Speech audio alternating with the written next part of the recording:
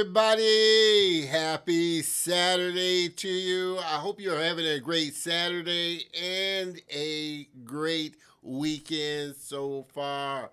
My name is Don Terrell, and I want to welcome you to another great episode of The Color of Motion. I like to say, hey, stories come in all shades. And I highlight people of color and diverse backgrounds in the industry of motion graphics, animation, visual effects, cartoons, and comics. This space that I am aesthetically crazy about. Hey, no parking. Welcome to the show. I appreciate you tuning in and checking us out for sure. Always being a loyal follower and viewer for sure. Coffee Opoku, frozen. Maybe you might need to try and restart again. You're checking from LinkedIn. I am playing from LinkedIn, so you might need to restart your computer. I see that it is broadcasting from LinkedIn. Hopefully, let me make sure. Yeah, I see that it's broadcasting from LinkedIn. So restart. Let me know, everybody that's tuning in, let me know that, everything is coming across okay. It looks like it is. On my end, YouTube is playing. The Facebook group video is playing live on the Facebook, the website, which you can check it out there as well. Dale Debase is checking it out. Oh, yeah. Oh, that's the wrong one. On LinkedIn, all is good. Okay, Coffee, I see all is good now. Great. So everything is going according to plan. So I appreciate that. You know the drill, everybody. Jump in the comments, say hey, let me know, where you're tuning in from, how everything is going. Because I definitely want to give you the shout out that you all so richly deserve. Mr. DeMille, happy Saturday, brother. I appreciate you tuning in for sure. Like I said, we're going to be kicking this show off in a little bit here, but want to do a little housekeeping. Make sure that you hop on over to the Facebook group community. Join us. Get plugged in. Facebook.com/groups/The Color of Motion. The group and our family is growing, so I definitely want you to be a part of it. We're having great conversations, sharing industry news, and just having an all-around good time over there. So make sure you get plugged in over there as well. Also, you can check me out and get connected with me on all my other social channels. You can find me here on all my other social channels right here. Yep. I definitely want to hear from you. Let me know what you think of the show. Like I said, we're rolling. This season is going by quick, and we're getting ready to roll into season 3 in a couple of months here. So definitely want to hear from you how I can level up the show, and everything like that. Like I said, we broadcast live each and every Saturday to YouTube, LinkedIn, the Facebook group, and you can now also check out the show on the website, thecolorofmotion.net. But I do always kind of tell people, go on over to the YouTube channel, check it out, get plugged in, give a thumbs up, hit the bell notification so that you can get notified of all the great content that I plan on putting up there. Plus, you can check out all the other past great guests and friends that I've had on so far. One of the things that I really do plan on doing in season 3 is really trying to get more people and broadcasting primarily from the YouTube channel. because I get a little more engagement, and everybody can kind of connect with everybody there. And like I said, thinking that's probably what I'm going to do little more of on season 3 is kind of narrowing down and kind of the all the streaming platforms and just kind of streaming from one or two central locations, because it keeps everybody from being so scattered. Like I said, people that are watching from LinkedIn can't engage with the people that are watching from YouTube, that can't engage with the people that are watching from the Facebook group. So having everybody all in one place, we can make it a party. We can all communicate with one another, see everybody's comments, and just have a blast for sure.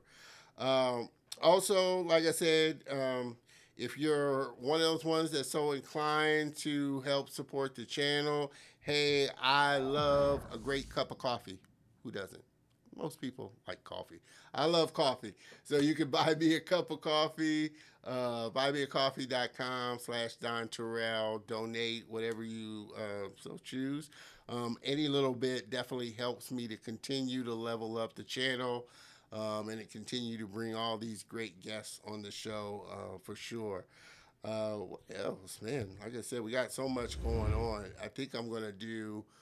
Definitely plan on doing an episode, just me kind of updating on what's new going to be coming in season 3 for sure. I always kind of like to, mix it up a little, kind of show, something different, little camera view, different camera, view there. Also like to kind of show just how I put this little setup together, my little, scene here, and put the show together and bring this show to you. I love doing it each and every week for sure. Before we get kicked off, I'd like to give a big shout out to our sponsor for this episode here, Toon Boom. One of our great sponsors. I love Toon Boom. They're such an amazing sponsor for sure. We're going to be doing some more fun giveaways. We did a great fun giveaway a couple of months ago. A couple of their licenses. They're an amazing 2D animation software. A lot of the big studios are using them, that are creating 2D animations for sure. And so they are a great sponsor. Definitely check it out if you're into 2D animation as well. Like I said, we're going to be doing some more fun giveaways in the next few months for sure. What else? I think that's pretty much everything for sure. Uh, let's see, Mr. Noberry, those switches between various camera angles felt pretty. Well, I try and make it an engaging show. So, like I said, I got a couple of I always kind of forget sometimes to do it, but I definitely like to switch it up. Show a little something different, have a little fun, show you a little different angle. You don't want to look straight on at me all the time. So, this is always fun doing for sure. And like I said, I hope you all are as excited about this episode as I am. Been looking forward to having this brother on for a while. So glad I connected with him. Such an awesome, super guy, and just so glad to have him as a friend and be able to call him a friend now. Does some amazing work, which we're going to check out his demo reel, and I know you'll agree with me as well, for sure. So with that, I think we can dive into this episode. I appreciate that, Mr. DeMille. Like I said, I'm always working to level up the show, make this the best possible show that I can make it. And truly, viewers such as yourself, guests and friends that come on, such as you, DeMille, and my next guest, have made it that the best show, and it's growing, and I'm just having a blast doing the show for sure. So I appreciate that as well. With that, I think we can get this show on the road for sure. My next guest was born in Madagascar. I told him he was my first person from Madagascar that I had on the show. So I'm not sure if you would call them Madagascarans, but he's from Madagascar. Grew up in La Reunion. He spent 8 years in New Caledonia, and surprisingly, this is where the spark for CG started with Blender. And we're going to talk about that a little. Blender. I'm trying to, learn more of it myself. Amazing software. But got started with Blender when he was looking for something to do with his life. His first school called ILO, I hope I'm going to mispronounce this, ILOI in La Reunion, where he got all the basics of art, drawing, photography, shooting, etc. Then he got an obvious interest in visual effects, but they didn't teach that in the school, so he moved to Montpellier in the south of France to do ArtFx, a specialized school where he literally fell in love with all aspects of visual effects. Lord of the Rings was the big movie that hit him hard at the time and made him want to start his career. Please, everybody, help me welcome my very special guest and friend, Baptiste Jaquemet. Oh, thank you, my man. Thank you. Baptiste. Wow, I'm not used to those introduction. Wow. Like I told you, Thanks so we much, man. make all our guests and friends feel like the superstars that they are because you do some Yeah, amazing work. And like I said, when I saw your work, I knew I just had to, like I said, connect with you and have you on the show. So I appreciate you so much for being a part of the Color of Motion. thank you so much, man. Really appreciate the opportunity too. Thanks, no parking, and shout out to Coffee. I know he's in the chat, and Yeah, coffee. got to give my shout outs, Uh, and yeah, I take nothing for granted. So thanks so much, man. I appreciate. No, appreciate it so much. Like I said, and we were kind of talking a little bit about this before the show. It is such an amazing time for creative animator, visual effects artists such as yourself. What do you think of this time that we live in now? Yeah, man, you're completely right. It's crazy how it changed over like the past 2 3 years. Where we were used to go to in the office to work, and now everything is normal to be remote. Personally, I work at Weta. I never saw my colleagues. I think it's been, yeah, 2 years that I never meet my team because I'm working in big studios. So it's like always through meetings, through Teams, through Zoom. But it's another dynamic, Yeah, Still yeah, need to get used to it. yeah. But yeah, And everybody, like I said, just joining. My guest is an effects technical VFX technical director with Weta, and if you are familiar with all the work, great work that Weta Digital has done, look them up because they've done just about every visual effects in all the big movies yeah, for man. sure. And I'm sure that was really a satisfying thing for you to finally get to Weta because Lord of the Rings was a big movie for you, and of course, Lord of the Rings Yeah, came out of Weta. it's crazy because I remember a lot of the ring was my spark, and like getting the contract from Weta was like like I literally danced, man. Like I was twerking on my telephone. It's like, really, is it happening?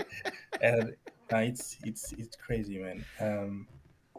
And now, well, I got other projects, but definitely all my career, I had Weta like pushing me forward. It's like, oh, Yeah, okay, I see what they're doing. I'm gonna try to yeah. upgrade, so maybe one day I'm gonna have a chance over there. So Yeah, Weta is kind yeah, of the standard in visual effects. I mean, people kind of shoot yeah, for. I mean, there's visual effects studios all over, but Weta is just known for their visual effects. And like I say, there's just I don't think there's very few visual movies with visual effects that Weta hasn't touched in some form or fashion. yeah, You know. yeah. It's crazy. Like they're doing sometimes 15, 20 movies at the same time in production. So it's literally an army of people now working. It's crazy, man. Well, and we're gonna kind of, like I said, I got a lot of questions for sure, but just as an overview for people that may not know, what does a technical director do? Oh yeah, excellent question. Let's start with that. So, effect technical director is a specialization. So basically, we work mainly with a software called Houdini. There are others, but that's the most popular. And basically, we do everything that cannot be animated by hand. So that requires simulation. So we do most of the time natural effects like water, smoke, rigid bodies, and explosions, basically. And yeah, so that's the main thing like an effect technical director will do. And then it can spread out to other fields where we can do animation, rigging, uh, based on the task you have to do in the studio. Yeah. So so yeah, that's basically a Awesome, simple awesome. definition. Mr. DeMille, Weta is amazing. Love the work with the yeah, Planet of the Apes. Like I said, there's very Yeah, few Planet of the there's Earth. very few visual effects movies, like I said, that Weta hasn't had their hand in for sure. Um, Planet of the Earth was wild. Yeah, yeah, I Planet liked of it a the lot. Apes. Like I said, there's just too many to name for sure. Too many to name. But Lord Yeah, of the Rings was big for me as well. I love Lord of the Rings. yeah. Um, for you, what was it about the Lord of the Rings that initially said, "Hey, this is something I would love to do"? Was there a specific scene, or was it just how did they the amazement of how they did this that really Uh, sparked it for you?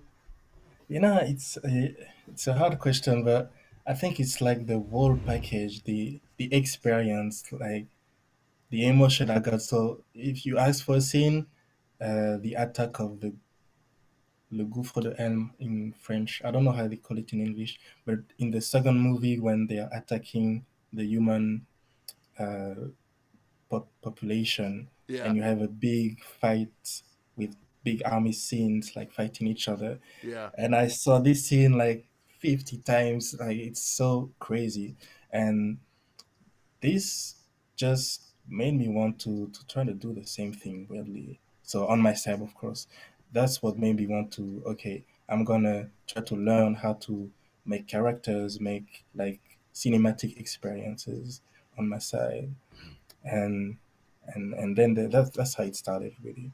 Awesome, awesome. Well, Yeah. at what at what age did you leave Madagascar? I mean, did you leave it fairly young, or at what age did you move? So basically, I was 2 years old. So for the little story, I'm adopted. So I was born in Madagascar and grew up in a French family. So I'm the only black in my family. My family is white. Yeah. So you see me on the pictures, like hey, I'm black. And and yeah, man, Madagascar. I went back 3 times so far, and I met my biological family there in 2016, Wow. which is pretty late, yeah. Yeah. And turns out I have 7 siblings, man. So uh, s- three three sisters, 4 brothers that I never met before, Wow. and it's a crazy story. Maybe I'll do a movie one day on it, but Yeah. Holy mackerel. you know, Jeez. but yeah. So obviously, like I said, it was a different experience just growing up for you in France. Um, your adoptive parents, did they encourage? I mean, well, did you? What were your interests before I get into that? What were your interests growing up? Were I mean, as a child and kind of growing up, were you interested in movies and visual effects, or was it something else that you were kind of into as you were growing Oh, up? yeah, absolutely. So I was into cartoon, I guess, like most of the kids of my age, but really liking something to hold on to being black, Yeah, if I were so it was, I couldn't put some words on it, but it was there. It's like something's missing. I enjoy everything I'm seeing, like I'm having fun, but it's just a hard time connecting, I yeah, guess. Um, and yeah, growing up, I don't think I remember having one media where I was like, okay, that's me. But I saw starting to saw a lot of slavery movies, and yeah, this is what got me into like all the Black history and Martin Luther King and all those very important stuff. So I guess the first representation I had was from America. yeah, Like the movies, the Black Power, um, the Rastafari movement and stuff. But yeah, yeah. as a kid, I was really like So was that a like hard thing? Because, like I said, I think that's which is the main reason, like I said, why I started the show. Because, like I said, even over here, when I got into cartoons and comics and just art, I didn't see a lot of characters that looked like me or mm, creators that looked like me. So I can only imagine over there in France. I mean, was that a really hard adjustment? Not you know getting seeing yourself. yeah, absolutely, man. And I will add even more growing in a white family. It's like it's very. I see the impact on me now. I didn't understand it back then, but its representation is so important, man. Like it's underrated. Yeah, Um, I know it makes a lot of debates nowadays with the Disney's like Black Mermaid and stuff, but it's actually a very powerful tool for children to move forward, know what you want to do, know who you are, having example of okay what you can do in life. For example, not necessarily you can be doctor, whatever. I won't go into yeah, this, but yeah, man.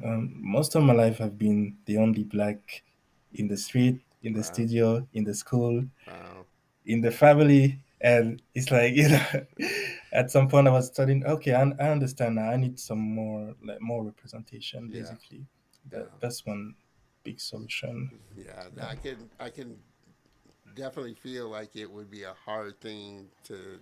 It's hard enough being in a black family navigating through this world. So I can only imagine, how tough it was. And not to say that your parents didn't love you. Obviously, they did. They oh yeah, adopted you. But it's absolutely. very hard for a non-black.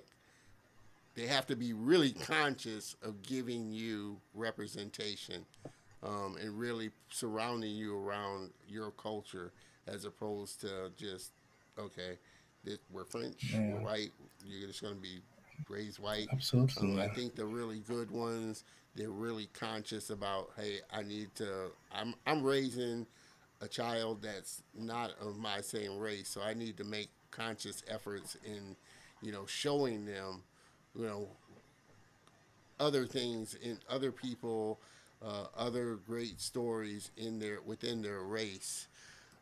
Mr. yeah, Kenny absolutely. D, I appreciate it. Yes, our show is always delectable, scrumptiously, deliciously, edibly tasty. He's such a That's descriptive good. person. I love Kenny D. Love you, Kenny D, for always supporting and saying our show is scrumptious.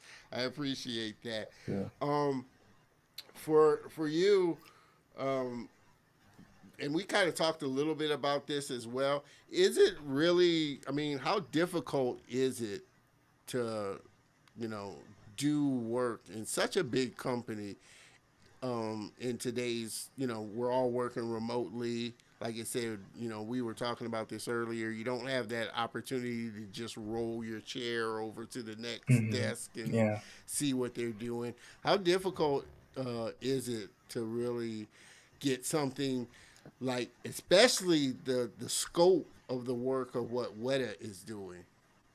Yeah, yeah, definitely. So talking about the cons mainly of the remote work, well, definitely, like you said, not being directly connected to your colleagues is one of the big cons because it blocks communication. Obviously, it's a teamwork. Visual effects are a teamwork, so you always need to talk to your peers to about okay if you have an issue or something.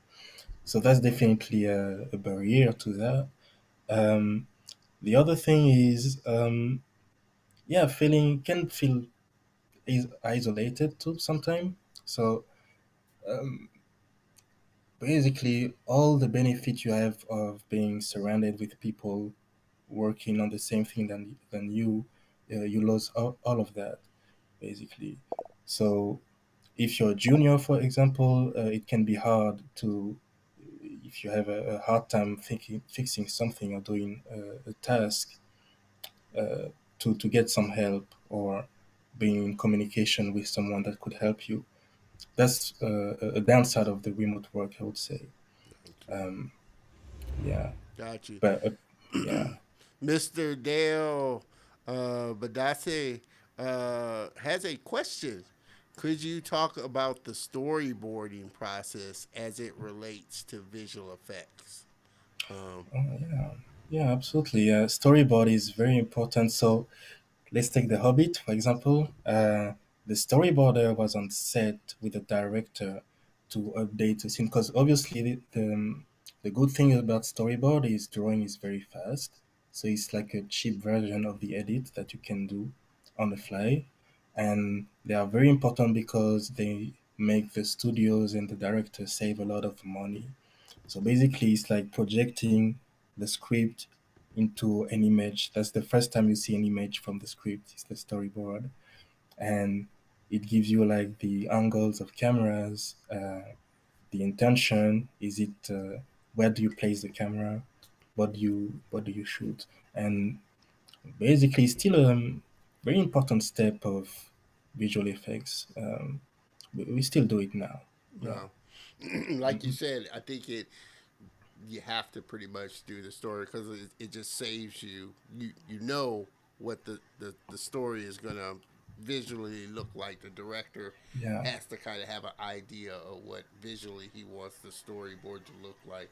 Was it um, and we talked about this a little before. We did a little talking before the episode just Okay. started. You started in Blender, which Yes. we were talking about is, and for all of you that, all you animators that are viewing, I don't know if you've touched Blender. I'm kind of learning it myself now. For you, was it a big transition jumping from Blender into more like Houdini and some of the more higher end software uh, out there, Yeah. or was it kind of an easy one since you kind of, you know, started in? That's very interesting question because I started like Blender is like has an emotional attachment with me. It's like it's it's the hand that gave me water when I was thirsty. You know, you see what I mean? I love Blender that and one.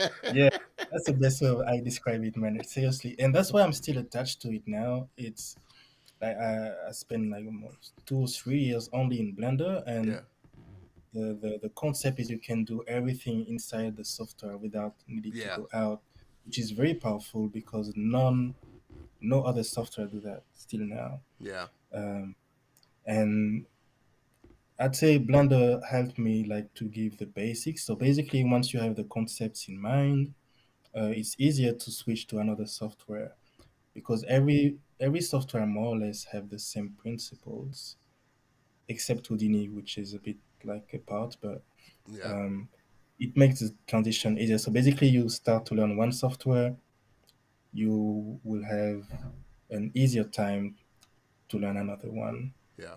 because the principles of 3D are the same. Yeah. basically. Yeah. Yeah, all across. And like I said, everybody that's just tuning in, we're having a fun conversation with my friend Baptiste. And we're getting ready to take a look at his demo reel before we move on to some more questions here. Like I said, if you're like me, you're going to recognize a lot of the stuff that is on his reel because it's just mainstream work and mainstream movies and stuff, but it's just such amazing work. Let's before we move on, let's take a quick look at Baptiste's demo reel and some of his work.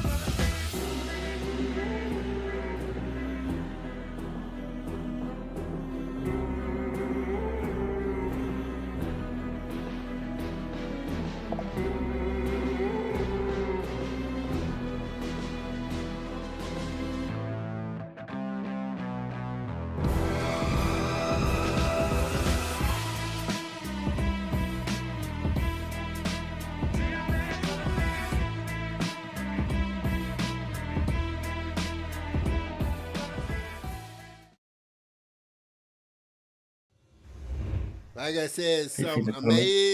amazing work, and like I said, I know you recognize a lot of stuff on there. Like I said, Arcane, um, uh, Love Death and Stranger, yeah, Robots. Love, Death, and Yeah. Robots, Stranger Things, just so many different projects and things that you worked on. What was for you to this point? What's been the hardest shot that you've worked on that was just Oh, really hard to get through? interesting question, man. I actually never thought of it. Let me. I guess water is the trickiest thing to do in effect. So the boat shots you see Yeah. were like pretty tricky, and we didn't have a lot of time to do them, so it adds up to because otherwise it would be too easy, obviously. But yeah, man, the water shots were a big, big challenge. Yeah. Big challenge, yeah. And Yeah. and this is another question because I've heard this not only from visual effects people, but from animators and just other people at some of these studios. Are the timelines getting smaller because studios are doing so many projects and movies at the same time? Like you said, Mhm. you know, a person can come in. I need these 10. Work on these 10 projects and things like that. Are the timelines getting smaller and putting a crunch more on the creative to Yeah. get the work out there? So it's ridiculous, man. So to give you an idea, you see the time the studios usually have to do a full movie with the quality of a movie. Now, studios requires the same thing for series. So basically, Netflix, Disney Plus, Amazon became the biggest clients, and they want the same quality, but like with a lot less time. And it's just like, okay, do whatever you want, but we want it out on time for our schedule, so our viewers can bench watch Yeah. Stranger Things, Lord of the Rings, I guess I ate into that because I binge watched Stranger Things for sure. Yes, So man. But it's funny to think like all those series, like it's such a hard work. And sometimes I remember on it was uh, the movie with the truck sliding. We spent like a few months on one detail that lasted 2 or 3 seconds on screen, and you're like, "Damn, that smoke is well done, man. I hope everyone see it." I man. guess I think a lot of people have a hard time wrapping their head around that with Yeah, animation and visual effects. You spend so much time on a shot that is maybe 3, 4 seconds in the movie, yeah, um, exactly. but Yeah. it really adds to the quality of the work and Hmm. what you do, for Absolutely. sure. Mister No Parking, awesome effects for sure. I told you, Thanks, awesome man. effects. Appreciate. Baptiste, uh, Mr. Zakaria, Zakaria, you love good? it, man. Very Zachary. well done for sure. Yes, just some amazing work. Mr. Dale likes it as well. Appreciate that, Dale.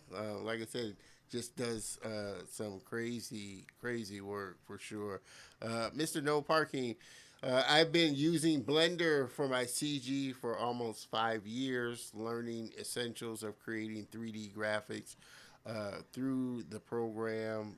Through that program was certainly beneficial for sure. Blender is Mm, like a Swiss Army knife, like you said. You can do mm, everything in it. You know, just yeah. and the fact that it's free, you can't beat Mm-mm. that. Like I said, it's Absolutely. just Preach. amazing that you can Exactly. do that quality of work, high Yeah. quality work with such a free software for sure. To Yeah. this point, what's been um, the biggest lesson that you've learned in the industry? Um, Excellent question, man.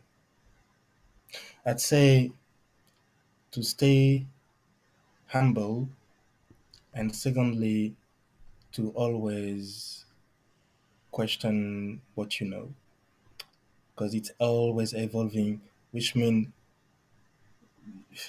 there's so much stuff to learn, man. Which is a great thing because it makes the job more interesting, in my opinion.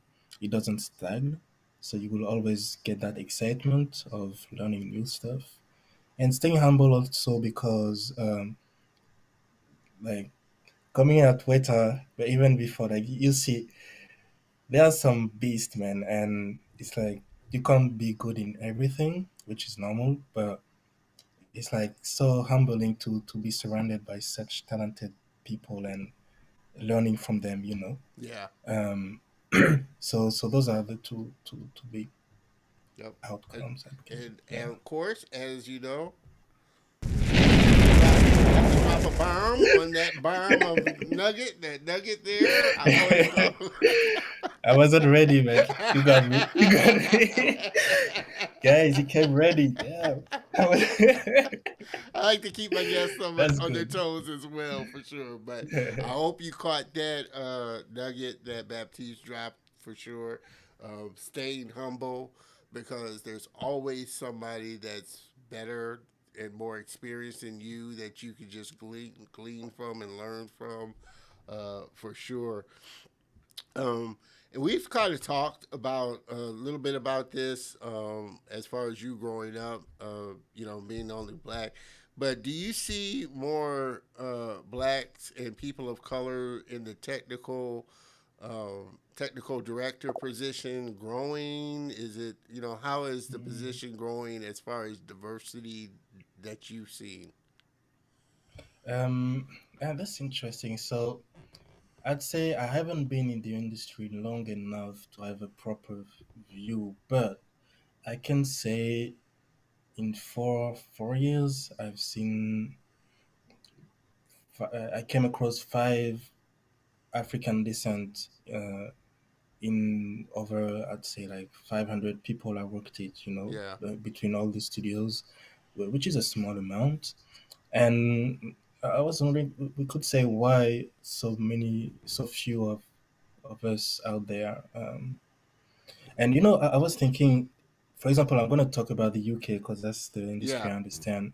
Uh, there 3% only of the population is black, so mainly from the Caribbeans, from Africa. There's a lot of Nigerians, Jamaicans, some French people. But when you see like the population we are a minority in the population already, so it just makes sense that we're in a minority still in those specific fields. Yeah. You see what I mean? And another factor might be in the UK, for example, African households are only second or third generation in the country. So what it means, like the parents are still very connected to the old way of thinking that art is not profitable, it's not a real Yeah. job, you know. And if your son say, "Okay, I'm gonna start drawing or do visual effect," and the parents will be like, "Oh, is that's not a real job, you know? Yeah. Get your ass to work, you know? Go back to work." Yeah, But they want you yeah, to have a backup plan because they're not yeah, sure that that's exactly. gonna be Yeah, profitable for them for sure. yeah. Uh, I tell I you, think that's changing though, but I yeah. think definitely it plays a Yeah. lot. You know? Well, and we talked a little bit about this before the show.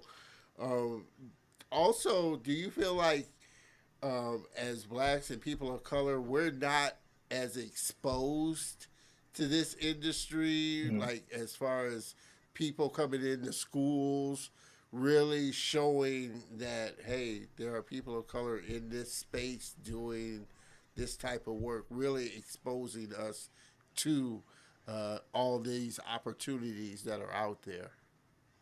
Yeah, definitely, you're right. We were talking about representation, so that's another factor. I'd say that it's an addition of different factors that the end result is there's not a lot of black people here, and and definitely representation. You know, it's hard to tell yourself if you haven't seen a black director or black visual effects artist to, when you're a kid, to say, okay, that's something I can do myself, and I'm gonna work hard to for it. You know, um, and an example I have at Weta, so the effect lead on Avatar is black. He's actually American. He has dreadlocks. Oh wow. He's Jonathan. He's super nice guy. But you know, it's like very sparse. Few of us here and there, black Yeah. folks working, but not a lot. Definitely, Yeah. Yeah. um, And as far from what I've seen. as schools, I mean, like I said, and we talked again. We talked a little bit about this before the show as well. When I was saying a lot about just to create a lot of the creatives that I've connected with over in Africa, they end up having, a majority of them end up having to go to France or the UK or somewhere outside of where they live to get higher education in their Yeah, special field of learning. yeah. No, definitely. The higher education is a big thing, man. It's even my story. So I had to go to France to do a school because my hometown didn't have the education, the specific education I wanted for visual effects.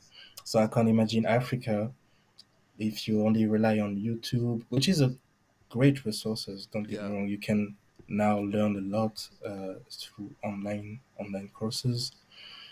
But I'd say having a teacher, a mentor next to you, teaching you the ways, like it's the highway to where you want to go, really. yeah. Because YouTube, you can search for a long time for good content. And not everybody is a good teacher. They may know the Exactly. Yeah. craft, but not everybody can teach the craft for sure. Um, Yeah. uh, Yeah. and like I said, YouTube University is a great place. I love it myself, and you can learn anything you want. But not everybody is cut out for online learning. Some people need to have that, like you said earlier, that in person Yeah. teacher in front of them for sure. Mr. Paul Brown says your work is excellent. Thank you, sir. Appreciate that, Mr. Paul Brown the third. Yes, he does some amazing work. Like I said, just from what you've seen, what we've seen, all the big movies and everything. Mr. Kenny D. Baptiste is Uh-huh. too good at his craft. He does everything at ease. Thank you, Well, sir. I'm sure it takes a lot of work. Yeah, it's Sit somewhere. down, but I I appreciate. appreciate that for sure. I'm sure he appreciates that for sure. Another question from No Parking. When animating your effects, do you generally prefer using the straight ahead or pose to pose animation principle? Which I'm not sure if Baptiste, you do a lot of character stuff more so than Yeah, I don't. Yeah, effects. that's more a character animation Yeah, thing. Yeah, yeah, me it's more simulation. So I let the computer animate almost kind of. I'm simplifying, yeah, but I give some rules, some forces, and the computer like do his things, and I get the result, and then I yeah. tweak the input. So Now, when you're it's creating your effects, because I know this is kind of the case with character animation, they get a, in which any animator or any artist is supposed to do, you get reference. Do you get mm, reference of water, of oh smoke, yeah, of the type of absolutely. particle systems that That's you're trying to yeah. do? That's an excellent point you're making, man. Always coming back to reference, even more when you're trying to do photorealistic effects. So water, bubbles, smoke, rigid bodies, trees, wind, whatever you want. You're trying to find a video that shows, because the supervisor or the director, they're gonna see what you do and they're gonna try to tweak it. But if you don't have any reference, you can't like protect your work or sell your work. It's like, okay, this is how it could behave in real life. This is what I did, and this is what you get, because the directors sometimes they don't know what they want, right? Yeah, And it can be like tricky to move forward. But yeah, for reference sure. is a big thing. For sure. Um, Mr. Kenny D, as long as you're alive, there's always something new to learn, for sure. And I think, which goes into this being such a great time. You've got so many great softwares out there. Like I said, like Houdini. Don't know if you've had a chance to play with Unreal yet. That's another Yeah, amazing software. It's just a smorgasbord of software, both paid and free, that's out there for creators to get their hands on, which is why I think it's such a great time to be a creator. yeah, absolutely. I agree, man. Unreal is like the next big thing. I think it's growing. They have so much money too, like they're buying everything. Yeah, and I think uh, it's so surprising how it's evolved once it got into and really exploded once it got into the hands of directors. I mean, initially it was like Unity, a game engine, which was just for mm, video game. But when directors got a hold of it and really started seeing the power of real time rendering, yeah, it yeah, just now Unreal is just such a big thing, yeah, for sure. absolutely. Uh, It's exploding.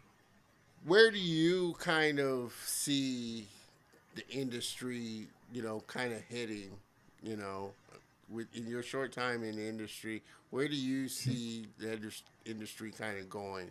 Because we again talked about this, I mentioned it a little, that movies are getting so visual effects heavy. Mm, mm, mm. So I'd say three things. First is proceduralism. So it's a way of working. Trying to explain it very quick, but it's a way of working where you give task and you can change one task of your chain and it change it, update everything.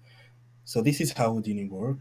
Blender is getting into it, Yeah, and it's so powerful because one person can make the work of 10% without being smart. The second thing is real time. I think it's gonna keep growing. It's getting better and better. So there is a war between Epic Games and Unity trying to have the best tool. And which is a good thing because meaning the tools are getting better for us. And yeah, so getting more and more into real time. And the third thing is remote 2 2.0. I think they're gonna decentralize the computers. So basically, the studios existing in the cloud and removing all the physical machine as much as possible, so artists could work from anywhere in the world with just like a tablet or whatever, Mm-hmm. and the machine will be on Amazon, AWS, or any other place. Yeah, That's how I yeah. think. I think it Yeah. would be really. It's really a hard thing, especially in visual effects, what you do, because it's such a processor intensive task. You know, Mhm. particles or simulations are Yeah. so computer intense. What's been the longest, which I'm sure it doesn't take long, but what's been the longest simulation that you kind of had to sit through? Man, it's funny that you ask me that because I think I'm doing it right now on the project I'm working on. I think it's 4 days of simulation, and Wow. it's water again. Water is so long to simulate, man. I think it's the hardest to do, effect to do, Yeah. honestly.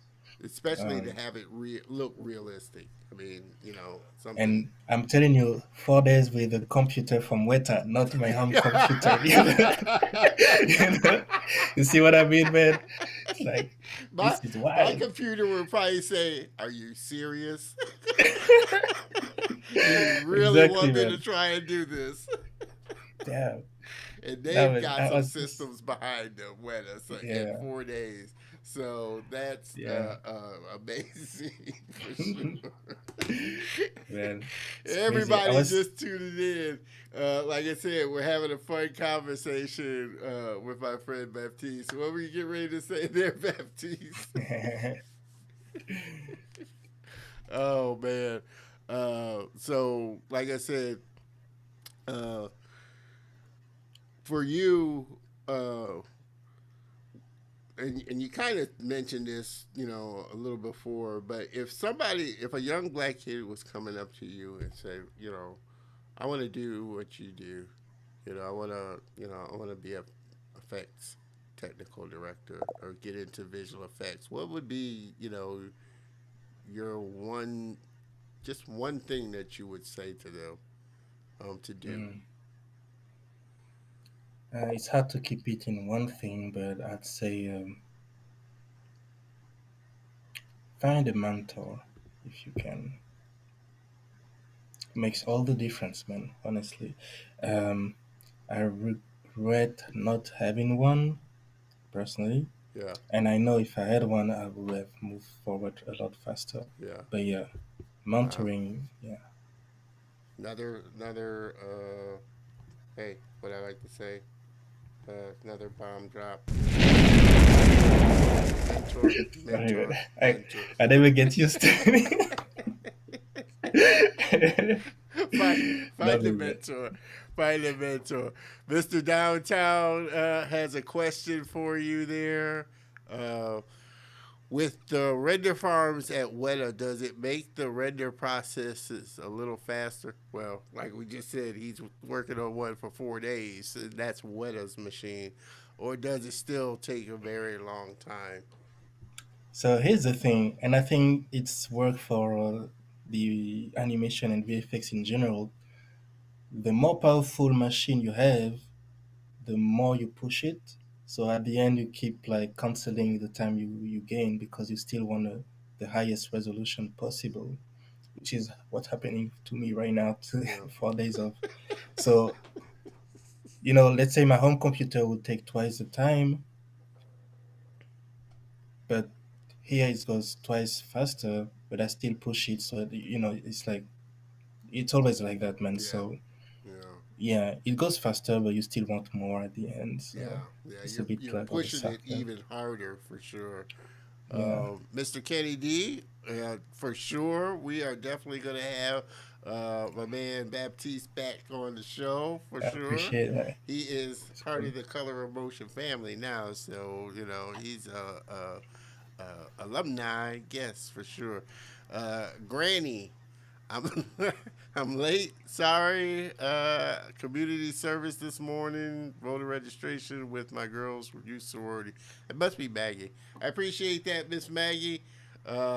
tuning in for sure. We've been having an amazing conversation. Make sure you do go back and check out the show. Check out some of his work.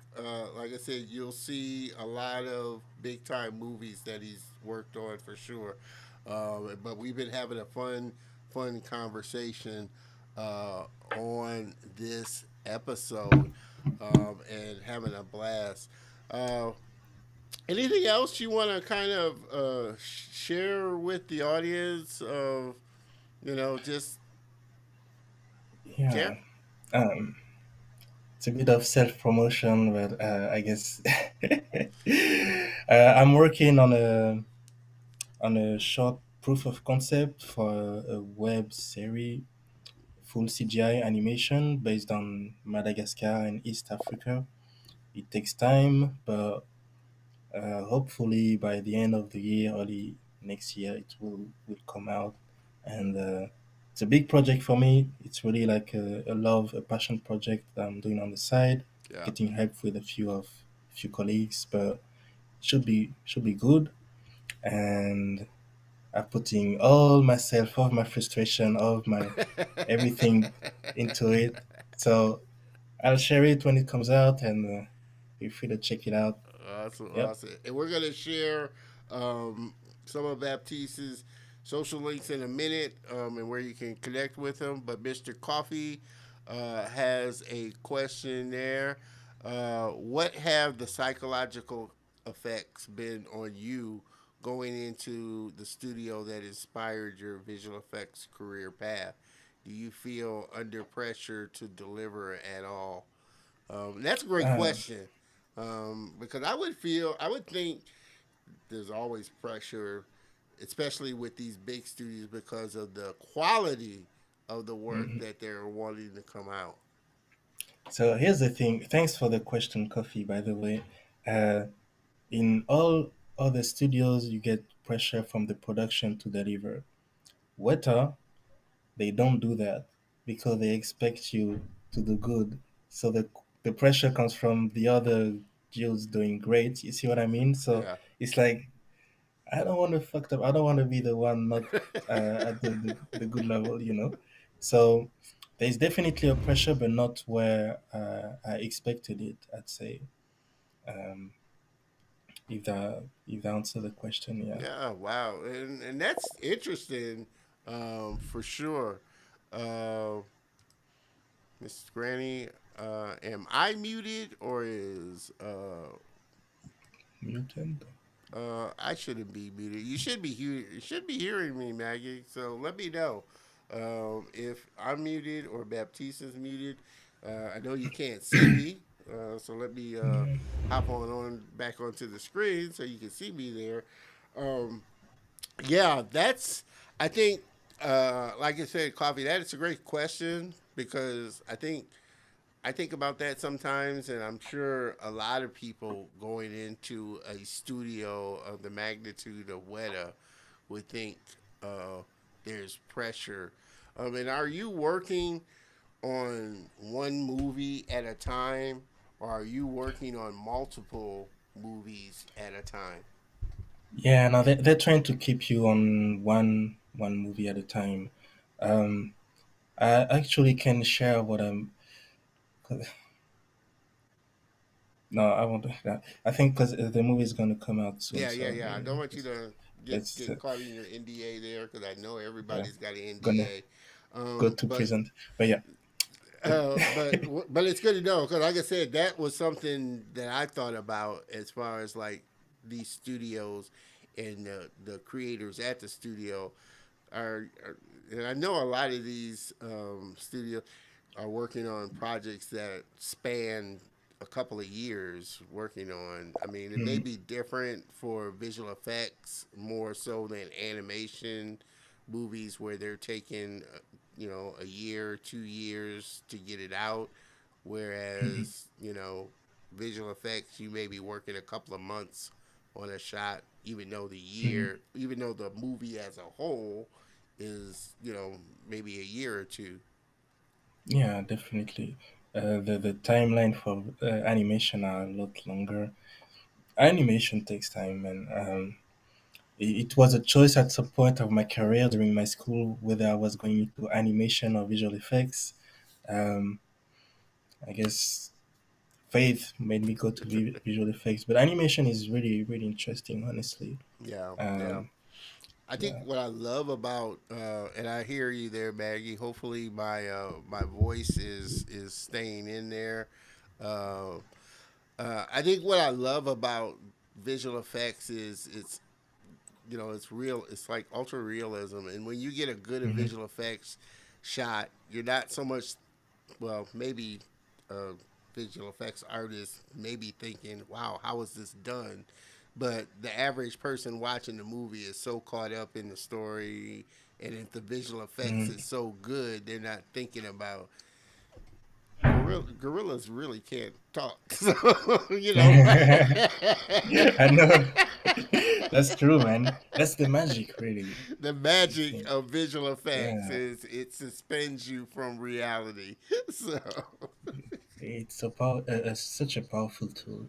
Yeah, they overdo it sometimes, but when it's well used, it's really yeah. great experiences. Yeah. Yeah, no, I think so as well for sure. Again, everybody just tuning in.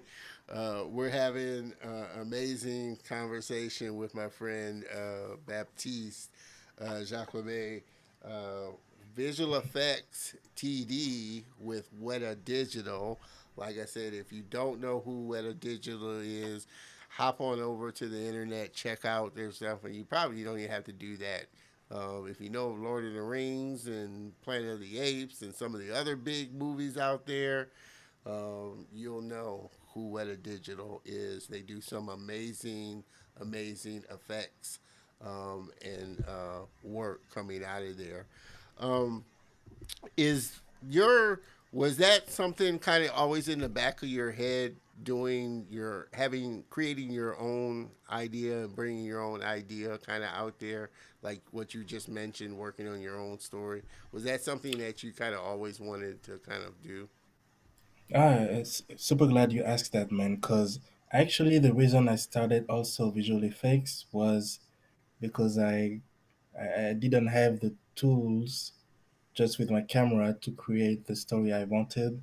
So I started to do tutorials to, like, do some little integrations, smokes, muzzle flashes, Yeah. and but the initial impulse was to tell a story, yeah, and it's still there now. I just got better with visual effects, but that's why I know I will always come back to creating stories. I think, um, yeah. Awesome, awesome. One last question before we kind of wrap this up.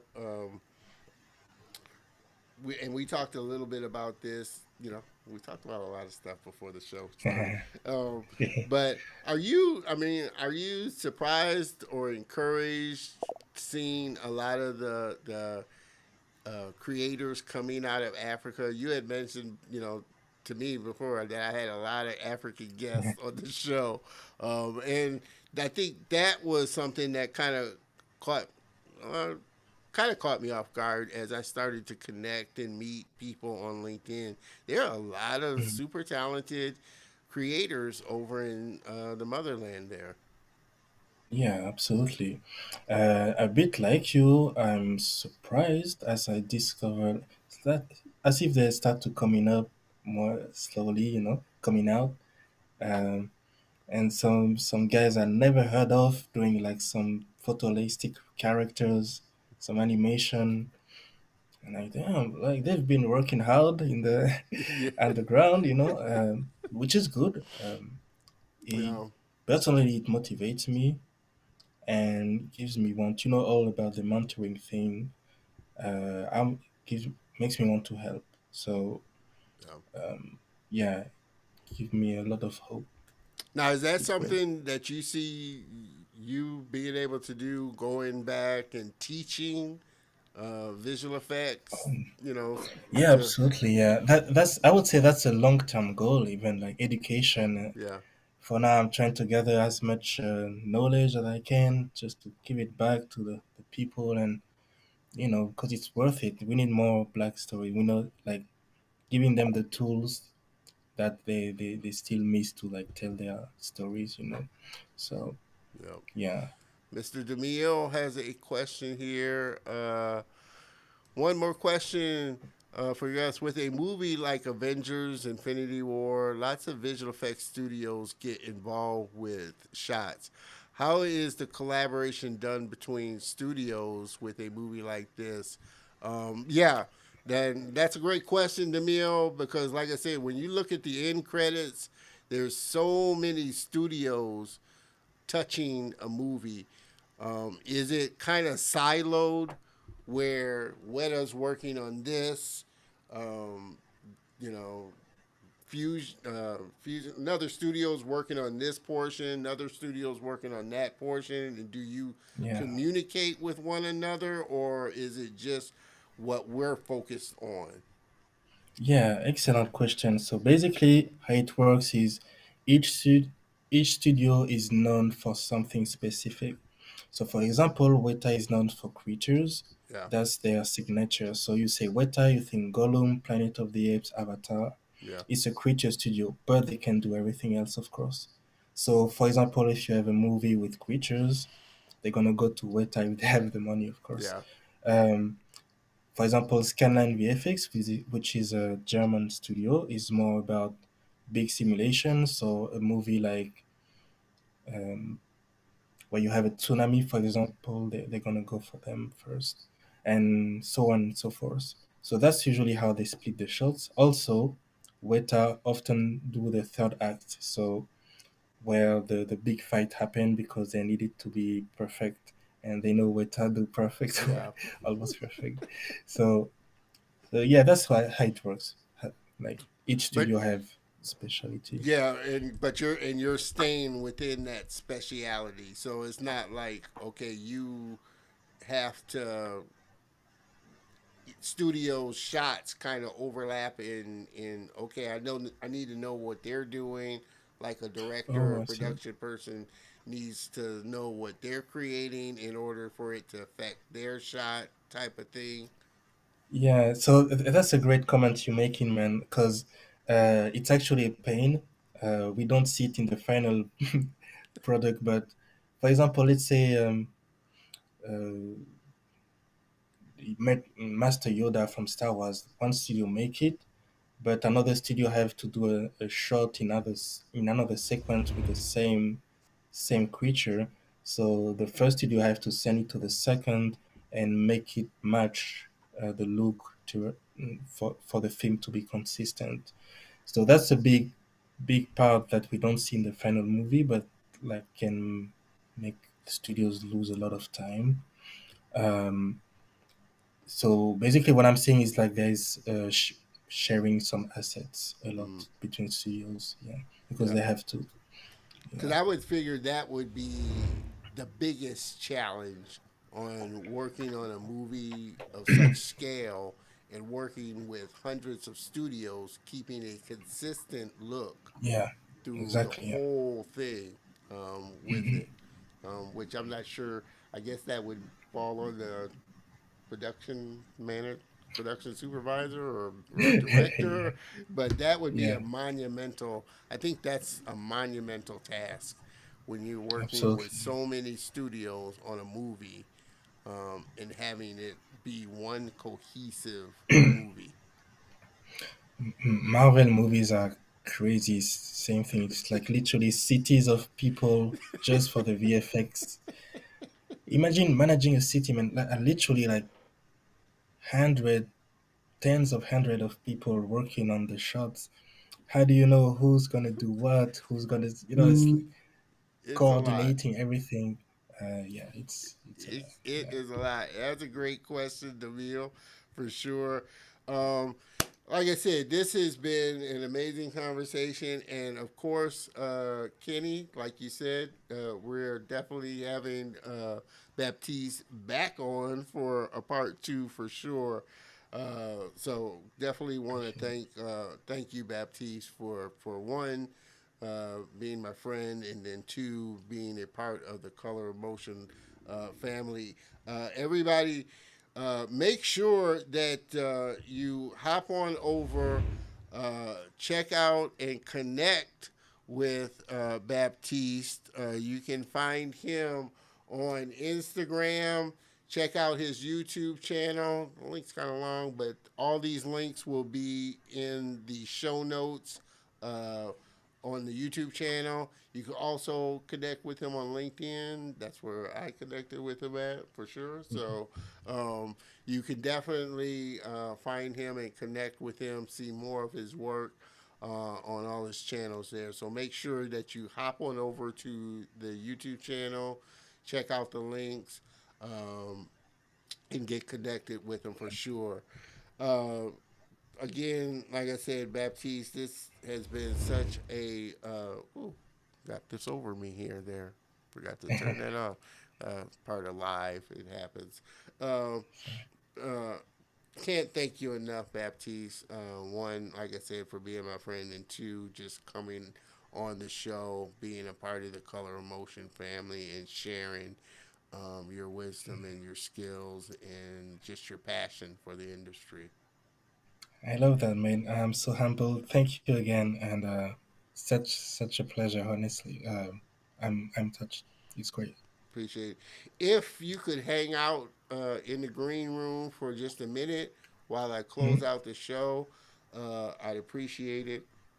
Again, everybody, I hope that you enjoyed this as much as I have enjoyed this for sure.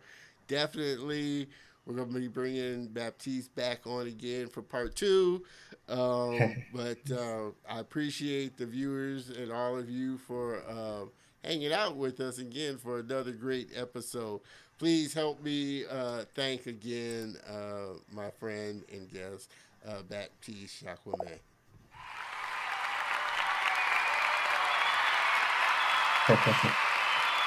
No. Guys, gals, this has been, and if you guys know me, like I said, I not only love animation and cartoons, I love visual effects. So I'm constantly kind of, and I'm learning, trying to get better with it myself.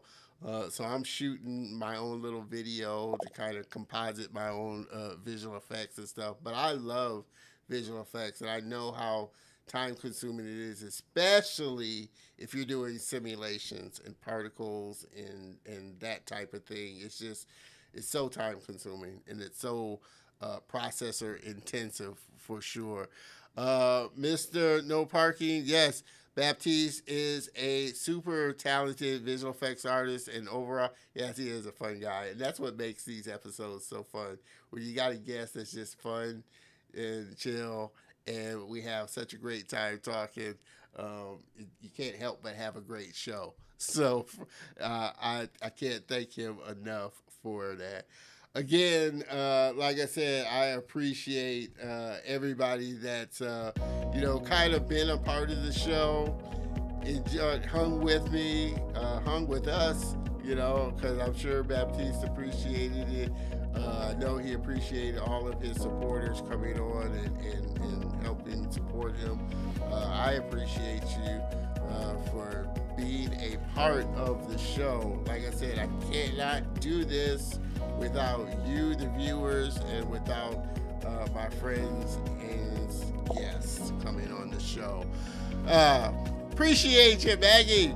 Please like, subscribe, and comment. It helps me out for sure. So hop on over to the YouTube channel, subscribe, hit the bell notification, comment, and give a thumbs up, because that definitely, like I said, helps the channel out and encourages me to keep continuing to make great content and come into your household each and every week. Like I said, my goal is to make YouTube a creation corner and have a lot of great videos and tutorials. Hey, I may just have Baptiste come back on and do a Houdini tutorial. Show us how to use Houdini, do some simulations, and just have all around fun. So, like I said, I'm really trying to make this a creative place for people to come learn, come see others that look like them in the industry doing amazing things. So please, like Granny says, like, subscribe, hit the bell notification, comment, give a thumbs up, do all that good stuff, because it definitely helps out the channel for sure. All right. Like I said, this has been an amazing episode. I can't thank you enough for joining me again for another great episode of The Color of Motion. Make sure that you tune in next week because, like I said, this train is going on and on and on and on. And next week is no exception. Looking forward to having my next guest, Gabriel Akayere, storyboard artist, on. We had a question about storyboard art, so make sure that you join us next week because he is an amazing storyboard artist for sure. Join me and Gabriel.